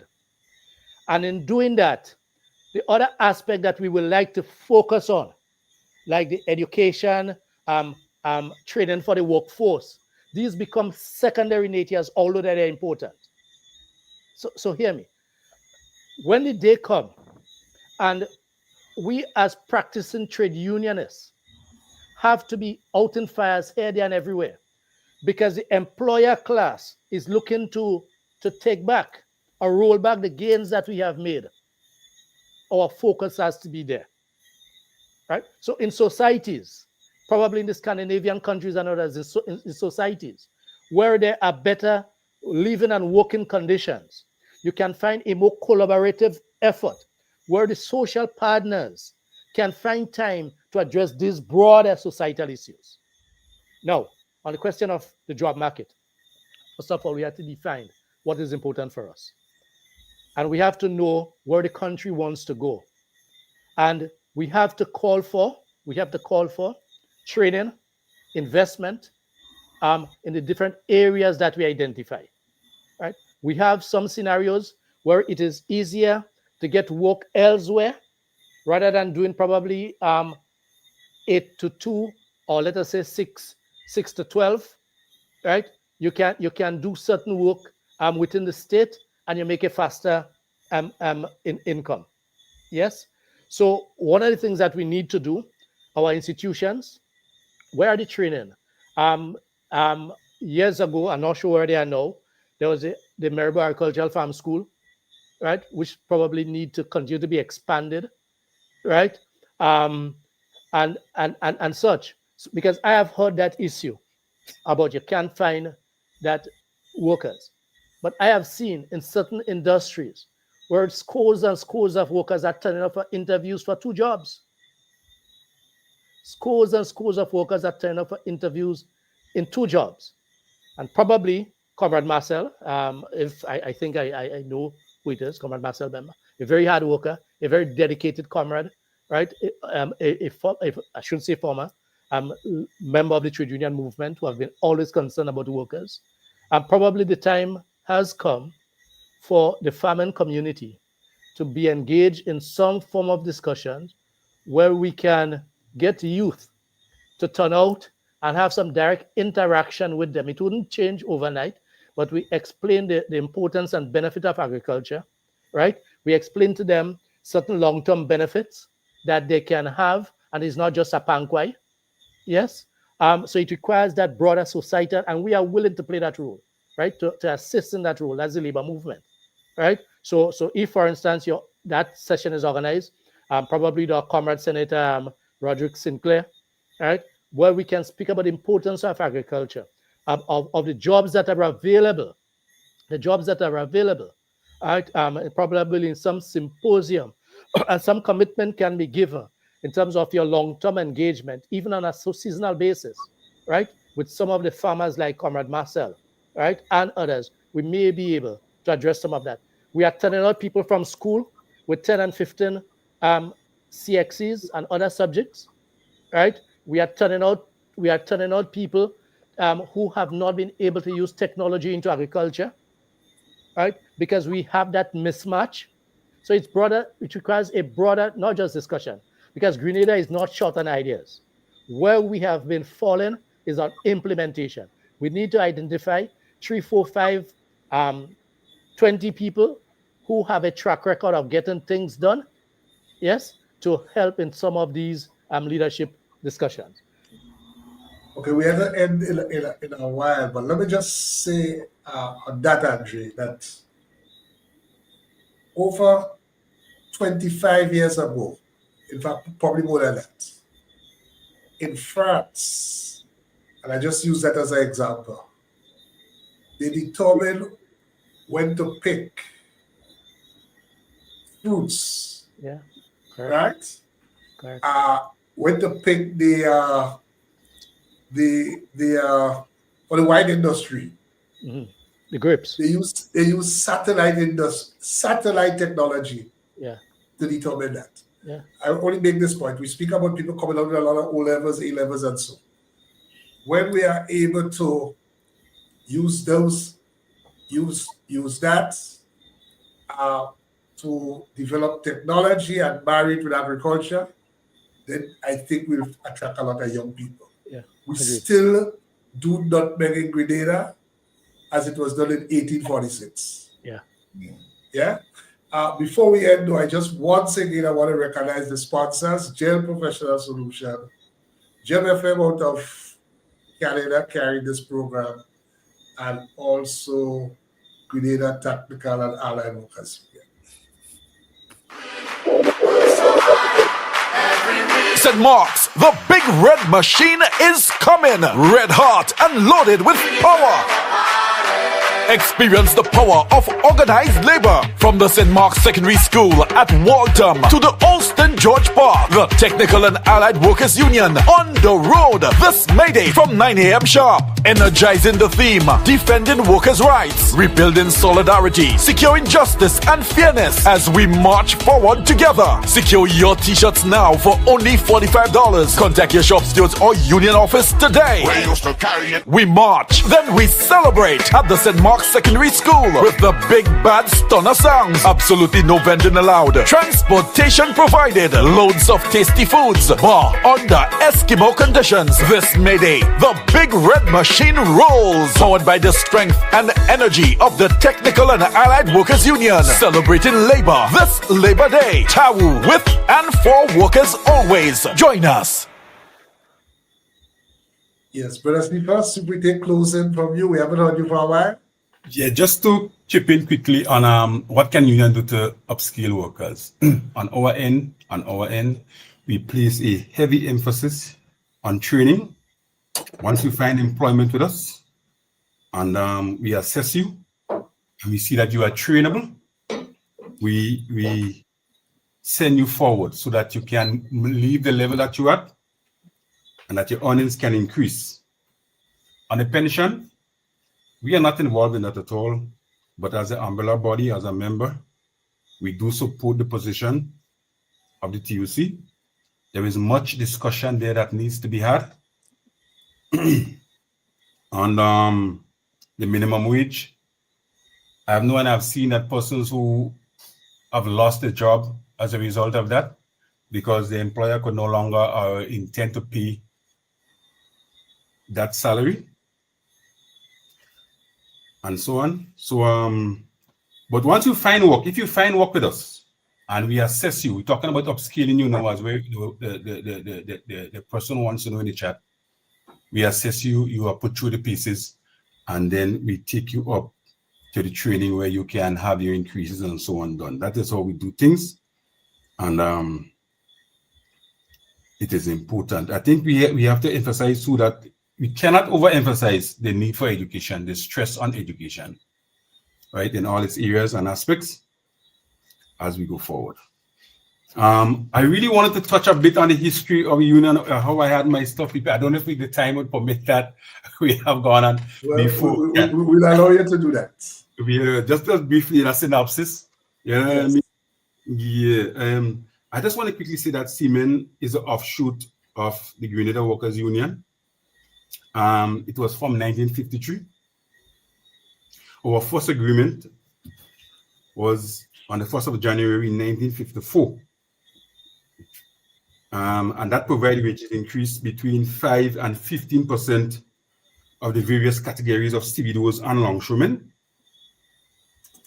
And the labor officer at the time citing that the way that the negotiators of Seamen handle their business, he did make a statement, and I think that is important that they put that out here, because we have survived long through the decades, that they are conducting their business along constitutional lines, and their methods and practice of negotiating is on sound labor principles. We at Seamen intend to continue that. We have the programs and so on that are in place. We have people in Cipriani right now, so that we can able to maintain that skill that we have developed. I think it's important too that we understand the relationship that Seamen had with the PRG, right? At the time we had Stanley Roberts, Eric Pierre. They were not so supportive of it. In my research and so on, that I have discovered that the Institute for Free Labor Development, we had connections in there. And is it true that Seamen were given large sums of money by the CIA to deal with the PRG at the time? These are interesting history that I discovered, you know, doing my research and what I had prepared for this program. And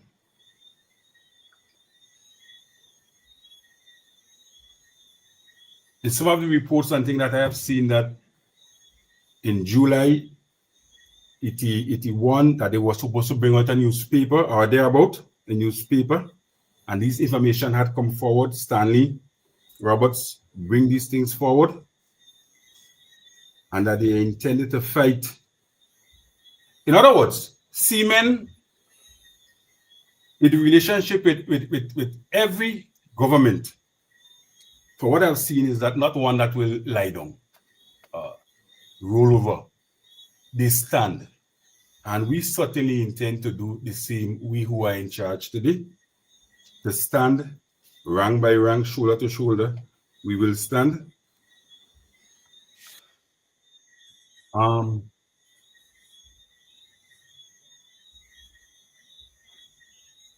As I had mentioned previously, coming out of the struggle, as you see, with shipping agents, we managed to, a lot of people thought that that was the demise of the union and of the organization.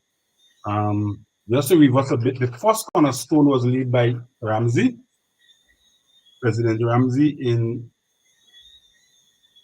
1977. But I just want to reverse a bit, just a bit, because I think the whole thing with trade unionism and industrial relations, and the purpose of having industrial relations is to preserve industrial peace. And doing the research, I discovered that not only, I mean, since from school, that Grenada had some very violent and bloodletting episodes. The destruction of the Kalganago people, or we call it tribes. You know, the Battle of 1652, 1654, 1657. Serious bloodletting here in Grenada took place. The violent overthrow, but even before that, the rebellion against the British rule in 1763, 1765. Come up there, we had these things. So we cannot have that history in isolation to where we are today. But sometimes people on the media, on the social media, go and make certain comments that they should have the SSU and so on trained to operate heavy machinery, what to deal with. But in the event of an impasse, they can have these people to do the work and deal with the workers at the time. These are very serious statements. And Seamen have survived down through the ages. I also want to just mention quickly that there is a sharp contrast that I see from Ambrose Phillip coming out of shipping agents, when we move in with him, how he created us and organized things. He take care of negotiations. He handle these things on them. But I find now that the management, they as if they are being micromanaged by the, what I would say, the board. Everything has to go out there. as to where we would have Ambrose will take, though he go to the board, Ambrose will go to the board. But the point I'm making is that he manages. He take care of things and upfront. We need this, we whatever we need, we bring it to them, and he gives it. Right now, it's at a strain, and I think that is for concern to us. I will hold it here for now. Okay, thank you. Well, certainly, Seamen Union has a history of militancy, no doubt about that. Brother Mitchell? Yeah, well, thank you, Comrade. I just want to take the opportunity, even as we head to Tuesday meeting, I just want to really encourage workers to come out and be part of May 2025. You know, May is all about workers, and it doesn't matter which union you are, where you work. I just want to really emphasize the need. Or which political party you support. Or which political party you support. You can, even if your government in power, you could still write a placard. You still a worker before you become a politician, right? And so I really want to encourage, you know, this year, BGW, we're going to have a new look. We're changing the color of the polo shirt. It's going to be a slightly higher. We have put some very attractive things out for workers. Normally in the past, over the years, you know, workers would pay for the t-shirt and they would buy the drinks, we give food and so. But what we have created is an all-inclusive package for workers. So they pay one sum of money and it's cost at a way that we don't make any profit on it. We just want workers to come out, enjoy themselves and get the benefit of Labor Day. So really and truly, we're really looking forward for a great time on Thursday coming. That's all I had to say. Dre? Okay, thank you very much, Sister Mclean and Comrade Layne. The theme for this year's celebration under the Grenada Trade Union Council is defending workers' rights, rebuilding solidarity, securing justice and fairness as we march forward together. The order of the march is as follows. The Public Workers Union, followed by the Commercial Industrial Workers Union, followed by the Grenada Union of Teachers, Seamen and Waterfront Workers Union, Bank and General Workers Union, Technical and Allied Workers Union, and the GMMIWU.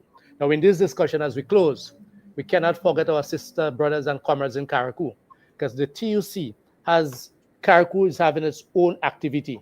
So members of the different unions will be going to Carriacou. At the TUC, there'll be someone up there representing the Trade Union Council. And the Carriacou activity, our march starts at 1 p.m.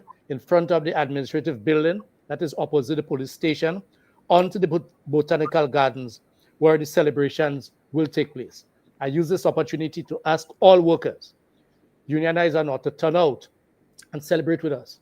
The movement, TUC, has been going to the different parishes to celebrate. So last year we were in St. Patrick. This year we're in St. Mark. And one of the main reasons for that is to bring, apart from spreading the presence of organized labor, but it's to bring economic activities in these communities along the road and things that we march along. Many people who are not even working normally come out and join the unions, and that is encouraging. And we give an open invitation to comrades and colleagues to come out and celebrate with us as we mark that historic day, May 1st, right, that gave rise to the 8-hour working day. So going forward, for those of us and those who may not have made that connection, the labor movement has brought about for us that 8-hour working day. And May 1st is used to celebrate and give solidarity to the overarching struggles that we have all led. So be it in Grenada or in Carriacou, come out, celebrate. And we give an invitation to Comrade Layne and others, and Sister Mclean, I heard you say Wien Antigua. That's where you're based? No, I'm actually based in Grenada. Right. So therefore, I said this as a precursor to giving you an open invitation to come out and celebrate with us on that day, right? As we continue to celebrate what we have achieved, recognizing there's still a lot more to be achieved. So once again, thanks for this engagement.